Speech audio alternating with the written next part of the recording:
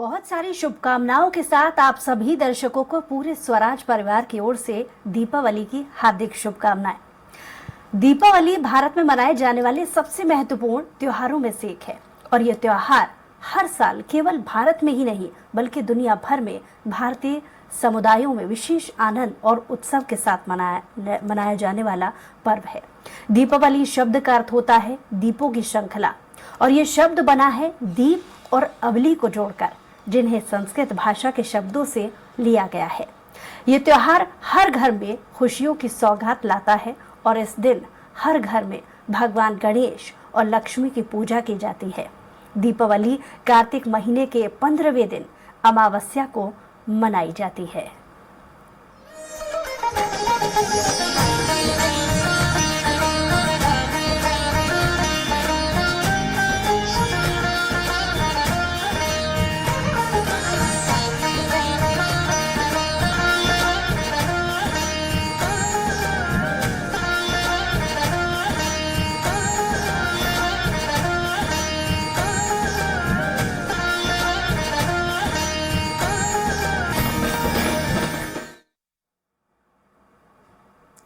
दीपावली 5 दिनों का त्योहार है, जहां हर एक दिन का एक अलग महत्व है।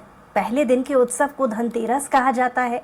ये दिन नई चीजें, खास करके सोना और चांदी खरीदने के लिए ये एक शुभ दिन माना जाता है। दूसरा दिन नरक चतुर्दशी का या छोटी दिवाली, ये बुराई पर अच्छाई की जीत का जश्न मनाने का दिन है, क्योंकि इस दिन बुरी आत्माओं को दूर रखने के लिए विशेष अनुष्ठान किए जाते हैं। दीपावली यानी कि तीसरे दिन रावण को हराने के बाद भगवान राम की अपने राज्य अयोध्या में वापसी का जश्न है। इस दिन देवी लक्ष्मी और भगवान गणेश की भी पूजा की जाती है। दीपावली का चौथा दिन गोवर्धन पूजा है। मान्यता यह है कि इस दिन भगवान कृष्ण ने गोवर्धन पर्वत को अपनी छोटी सी उंगली पर उठा लिया था। भैया दूज दीपावली का 5वां दिन और अंतिम दिन है। ये भाइयों और बहनों के बीच के बंधन का जश्न मनाने का दिन है। बहनें अपने भाइयों के माथे पर तिलक लगाती हैं और उनकी लंबी उम्र और खुशहाली की प्रार्थना करती हैं। इस साल दीपावली का शुभ मुहूर्त क्या है और कैसे माता लक्ष्मी को प्रसन्न किया जाता है, कौन सी विधि से पूजा करनी चाहिए और कौन सा भोग लगाना सबसे उत्तम माना जाता है, इसी पर चर्चा करेंगे आज के हमारे खास कार्यक्रम में। और इसलिए हमारे साथ मौजूद हैं पंडित विष्णु राजौरिया जी। बहुत बहुत स्वागत है आपका। तो चलिए पंडित जी, आपसे जान लेते हैं, आज के सवालों की शुरुआत करते हैं। सबसे पहला सवाल मेरा आपसे कि आखिर दीपावली पर पूजन का क्या विशेष महत्व है? दीपावली का पर्व लक्ष्मी, इंद्र और कुबेर, इन 3 देवताओं की पूजा का विशेष पर्व है। त्रेता युग में लंका पर विजय प्राप्त करके जब श्री राम अयोध्या पधारे थे, वह दिन भी यही है। कार्तिक कृष्ण अमावस्या, इसी दिन भगवान राम अयोध्या पधारे थे, तो फिर इसमें दीपोत्सव का पर्व भी जुड़ गया। देवासुर संग्राम में जब समुद्र मंथन हुआ, तो समुद्र मंथन में 14 रत्न उत्पन्न हुए थे। उनमें भगवान इंद्र हैं, कुबेर हैं, भगवान धन्वंतरी हैं जो कि अमृत कलश लेकर उत्पन्न हुए थे, और लक्ष्मी जी का प्राकट्य भी समुद्र मंथन में ही हुआ था। इस प्रकार यह पर्व सनातन धर्मावलंबियों के लिए सबसे महत्वपूर्ण पर्व बन गया। और उसी तारतम्य में, जैसा कि आपने अभी कुछ समय पूर्व कहा कि यह 5 दिवसीय पर्व होता है और धन त्रयोदशी से, यानी कुबेर की उत्पत्ति का दिन है धन त्रयोदशी, और धन्वंतरी भगवान का उत्पत्ति दिवस भी यही है, त्रयोदशी पर्व। तो इन देवताओं का प्राकट्य इसी दिन हुआ था, इसलिए धन त्रयोदशी का महत्व अत्यंत महत्वपूर्ण है। तो पहला दिन धन त्रयोदशी के दिन कुबेर भगवान की पूजा होती है और भगवान धन्वंतरी की अर्चना की जाती है, जो कि अमृत कलश लेकर, जिसके लिए मंथन हुआ था उसी अमृत कलश को लेकर वो प्रकट हुए थे। और उसी समुद्र मंथन में अमावस्या के दिन लक्ष्मी जी का प्राकट्य हुआ था। इसके पूर्व चतुर्दशी को रूप चतुर्दशी भी कहते हैं और नरक चौदश भी कहते हैं, क्योंकि नरकासुर दैत्य का वध भी इस दिन हुआ था, इसलिए इसको नरक चतुर्दशी भी कहा जाता है। रूप चतुर्दशी इसलिए कहा जाता है कि इस दिन कुबेर जी और धन्वंतरी जी की उत्पत्ति की बाद चतुर्दशी तिथि को सभी सनातन धर्मावलंबी तेलभ्य अथवा उबटन इत्यादि लगाकर और पुष्पों के जल से स्नान करते हैं। महिलाएं भी उबटन लगाकर स्नान करती हैं, जिससे उनका सौंदर्य बढ़ता है और आरोग्य की प्राप्ति होती है। समस्त रोगों का समूल नाश हो जाता है, इसलिए इस दिन रूप चतुर्दशी भी कहा जाता है। नरकासुर दैत्य का वध भगवान ने किया था इस दिन, इसलिए इसको नरक चतुर्दशी भी कहा जाता है। एक नाम और है इसका, जिसको यम चतुर्दशी कहते हैं। यमराज को प्रसन्न करने के लिए धन त्रयोदशी से ही 5 दिन तक लगातार भाई दूज के दिन तक सनातन धर्मावलंबियों को अपने घर के बाहर दक्षिण दिशा में गेहूं की ढेरी पर आटे का, मिट्टी का, तांबे का, पीतल का, जो भी आपके घर में दीपक उपलब्ध है, चतुर्मुख दीप, 4 बत्तियों वाला दीपक अवश्य जलाना चाहिए। उसके जलाने का समय है सायंकाल सूर्यास्त के बाद, जिससे यम देवता प्रसन्न होते हैं और मृत्यु का भय समाप्त होता है। तो घर में रोग दोष का निवारण होता है। तो चतुर्दशी का दिन इस प्रकार से महत्वपूर्ण है। अमावस्या को दीपावली पर्व मनाया जाता है और इस दिन शास्त्रों में ऐसा कहा गया है कि लक्ष्मी जी ऐरावत हाथी पर सवार होकर इंद्र और कुबेर के साथ अपने साधकों के घरों में भ्रमण करती हैं और उसी उपलक्ष्य में समस्त सनातन धर्मावलंबी इस दिन लक्ष्मी जी का पूजन विशेष रूप से करते हैं। प्रातःकाल जो व्यापार वर्ग से जुड़े हैं वो विशेष रूप से लक्ष्मी जी का पूजन करते हैं, ये सबको विदित है। सर्वप्रथम स्थिर लग्न में गादी बिछाई जाती है। अब इस वर्ष संयोग ऐसा हुआ है कि मध्याह्न में अमावस्या का प्रवेश दिनांक 12 को हो रहा है, रविवार को। तो रात्रि व्यापनी तिथि अमावस्या 12 तारीख को ही मिलेगी। इसलिए दीपावली का महालक्ष्मी पूजन का कार्य जो है 12 तारीख को ही निर्धारित हुआ है और सायंकाल गोधूली बेला से लक्ष्मी जी का पूजन प्रारंभ होकर। पंडित जी, जिस तरीके से आप पूजन को लेकर के विस्तार से जानकारी भी दे रहे हैं, सवाल यही उठता है कि दीपावली पूजन आखिर मनाया क्यों जाता है? इसकी महत्वता को लोग समझना चाहते हैं। हम चाहेंगे कि हमारे दर्शकों को इसके बारे में विस्तार से बताइए। दीपावली का पूजन, जैसा मैं अभी उसी तारतम्य में चल रहा था कि समुद्र देवासुर संग्राम जब हुआ, समुद्र मंथन निर्धारण हुआ, तो समुद्र मंथन में 14 रत्नों की उत्पत्ति हुई थी। उसमें कुबेर, इंद्र का ऐरावत हाथी, धन्वंतरी भगवान अमृत कलश लेकर उत्पन्न हुए थे और महालक्ष्मी का प्राकट्य भी उसी में हुआ था।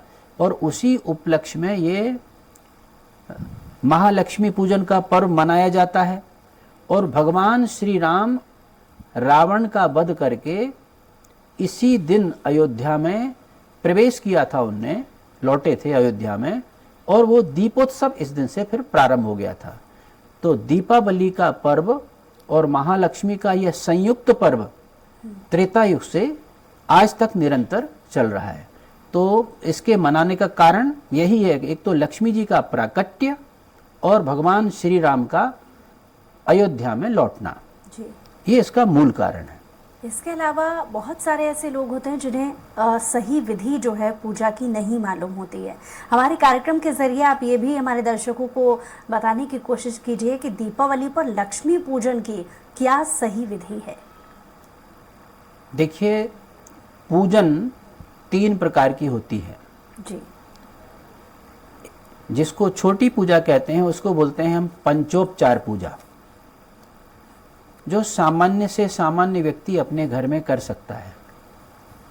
दूसरी विधि होती है षोडशोपचार पूजा। 16 उपचार इसमें होते हैं जो सामान्य रूप से प्रचलन में है, और जन समुदाय में अभी जहाँ भी कोई विद्वान पूजा कराने के लिए जाते हैं, पंडित लोग पूजा कराने के लिए जाते हैं, कुछ श्रद्धालु भी बहुत इसमें ज्ञान रखते हैं, उनको भी बड़ा अनुभव होता है, तो षोडशोपचार विधि से पूजा सामान्य रूप से की जाती है। लेकिन राजमहलों में या बहुत बड़े विस्तार में जहाँ पूजा होती है, जहाँ देवी के बहुत बड़े दरबार होते हैं, शक्ति पीठ होते हैं, वहाँ पर राजोपचार विधि से पूजा होती है। तो यहाँ पर हम जो विधि का उल्लेख करेंगे वह सर्वप्रथम पंचोपचार विधि, जो जन सामान्य के लिए बहुत सुलभ और आसानी से की जा सकती है। दीपावली की पूजन के लिए श्रद्धालु सामान्यतः बहुत भाग दौड़ करके तैयारियां करते हैं, प्रतिमा लाते हैं, पूजन की सामग्री लाते हैं, खील बतासे, गुड़, धनिया, कमल के गट्टे और लक्ष्मी जी के प्रिय वस्तुएं, मूल्यवान धातुएं, स्वर्ण, चांदी, उसके सिक्के या अन्य उसके उपकरण, मूर्ति भी ला सकते हैं और अन्य कोई पात्र भी ला सकते हैं। तो इस प्रकार से लक्ष्मी जी की पूजन के लिए तैयारी करते हैं। तो मैं आपको पंचोपचार विधि बता रहा था। तो भगवान को स्नान कराइए, स्नान कराने के बाद में उनको चंदन, अक्षत, पुष्प अर्पित करके भोग लगाकर आरती कर दीजिए। तो इसमें पंचोपचार विधि हो जाती है। लेकिन जब थोड़ी विधिवत पूजा करनी हो तो षोडशोपचार विधि का उपयोग करना चाहिए। सबसे पहले एक स्थान जहाँ पूजन का है वो ईशान कोण में हो तो सर्वोत्तम है। आपका मुंह पूर्व की ओर रहे, लक्ष्मी जी का मुंह पश्चिम की ओर रहे। वहाँ पर चौकी या पटा लगाकर शुद्ध स्थान पर चौक पूर कर वहाँ पर रखें, कपड़ा बिछाएं, स्वस्तिक लेखन करें या अष्टदल बनाएं। उस पर गणेश, गौरी, लक्ष्मी जी और वरुण देवता की स्थापना करें। दीप जलाएं, फिर भगवती का पूजन आरंभ करें। स्वयं की शुद्धि, आचमन, मार्जन उपरांत शिखा बंधन करें, पवित्री धारण करें, तिलक लगाएं। फिर देवी जी की अर्चना प्रारंभ होगी। गणेश, अंबिका, माता और उनका बेटा। अंबिका उनकी माँ है, गणेश जी उनके पुत्र हैं। सबसे पहले सर्वप्रथम उनकी पूजन अर्चना करने से हमारा कार्य निर्विघ्न संपन्न होता है। तो पाद्य, अर्घ, आचमन, मधुपर्क, ये अर्पित। पाद्य का मतलब होता है जल, चरणों को जल से धोना। पाद्य, अर्घ, उनके सामने जल छोड़ना, फिर उनके हाथों को प्रक्षालन करना, इसके बाद में भगवान को स्नान कराना, फिर आचमन कराना। ये षोडशोपचार क्रम चल रहा है। इसके उपरांत उनको जो उनके लिए सुसज्जित वस्त्र आप लाए हैं, अच्छे सुंदर वस्त्रों को उनको धारण कराइए, जनेऊ पहनाइए। इसके बाद में माथे पर केसर युक्त चंदन लगाइए, अक्षत लगाएं, फिर पुष्प माला पहनाएं, पुष्प चढ़ाएं। गणेश जी को दूर्वा अवश्य अर्पित करें और लक्ष्मी जी को कमल का पुष्प अर्पित करें। और अबीर, गुलाल, सिंदूर उनके ऊपर सिंचन करें जिससे मूर्ति और सुसज्जित लगे।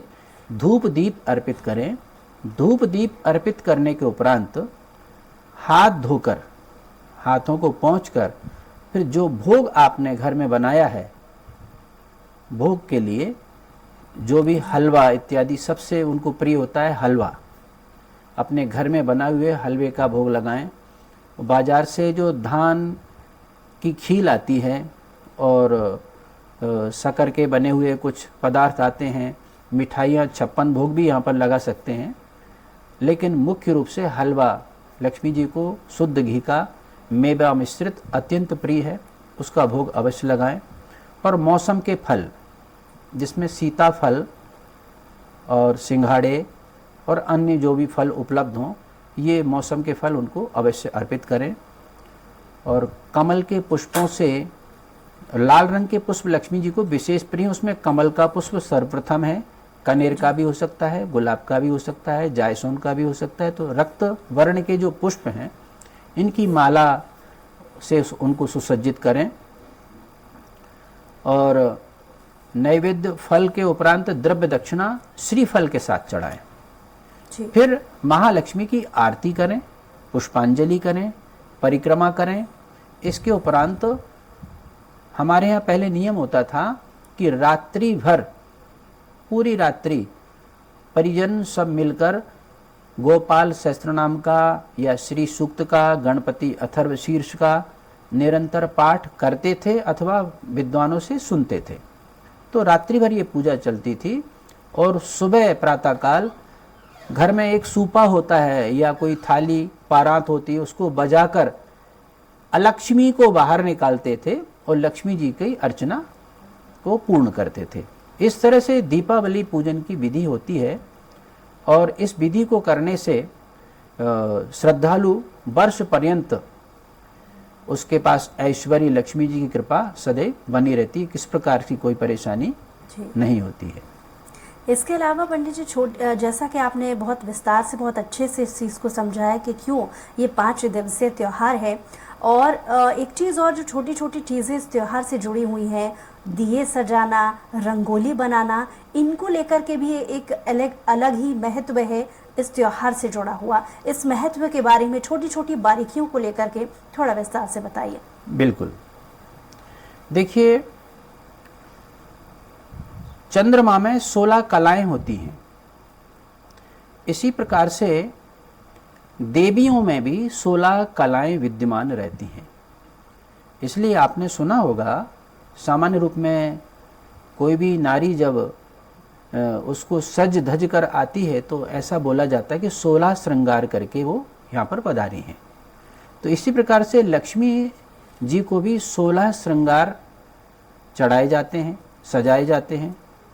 अब लक्ष्मी जी की आराधना का जो श्री सूक्त है, उसमें भी लक्ष्मी गायत्री सहित 16 मंत्र हैं जी।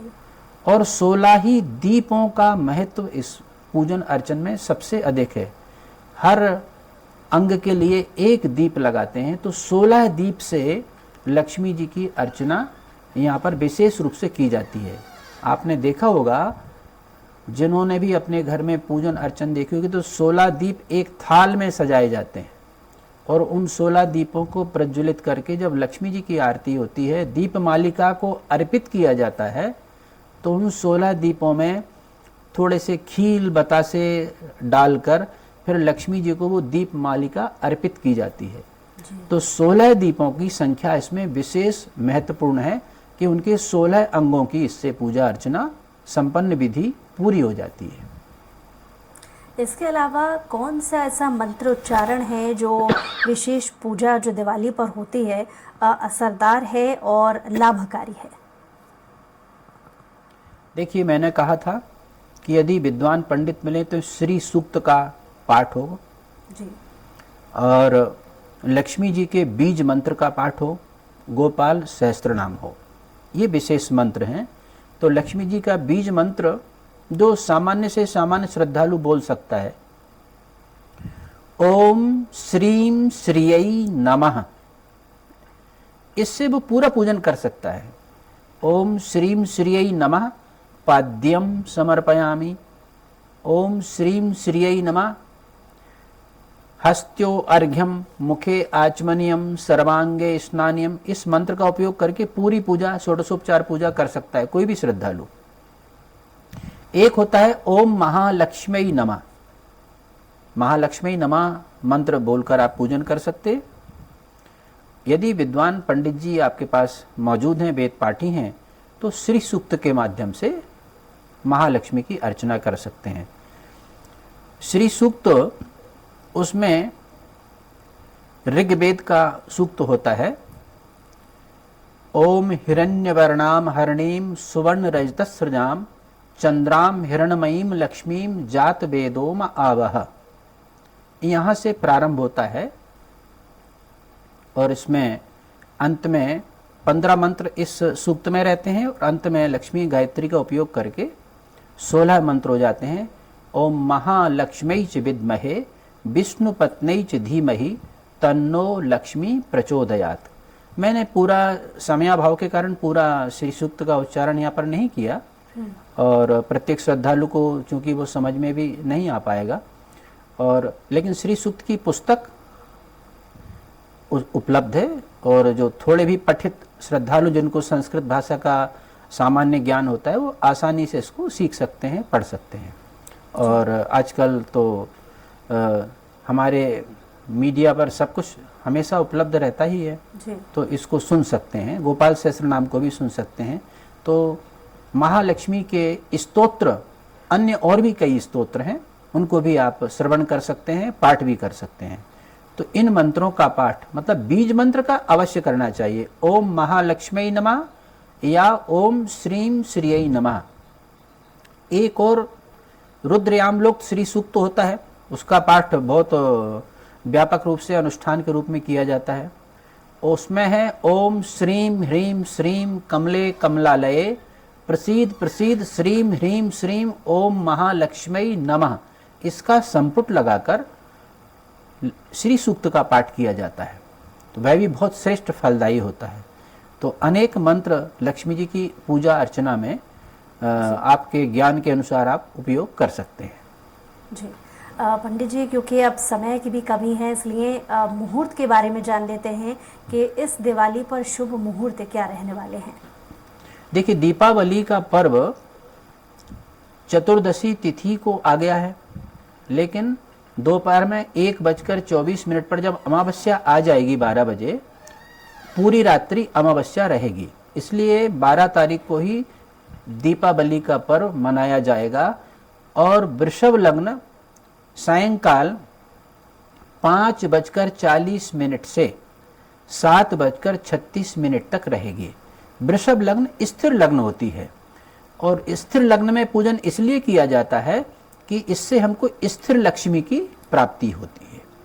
गोधूली बेला, इसके बाद स्थिर लग्न वृषभ लग्न, इसके उपरांत इसी समय प्रदोष काल भी लगभग इसी समय रहता है। और रात्रि में सिंह लग्न इसका सर्वश्रेष्ठ समय होता है लक्ष्मी पूजा का जी। सिंह लग्न रात्रि 12:12 से 2:30 तक रहेगी। इसलिए मैंने पहले उल्लेख किया था कि गोधूली से पूजा प्रारंभ होती है और प्रातः काल तक चलती है, जब वाद्य यंत्र बजाकर अलक्ष्मी को बाहर निकाला जाता है और लक्ष्मी सदैव अपने घर में निवास करे, ऐसी कामना की जाती है। इसके अलावा और जो मुहूर्त हैं, वृषभ काल आपको ज्ञात हो चुका है। प्रदोष काल अगर बोलें तो वो लगभग 5:29 से 8 बजे तक प्रदोष काल का समय व्याप्त रहेगा। इसमें गोधूली भी आ जाएगी और वृषभ लग्न भी आ जाएगी।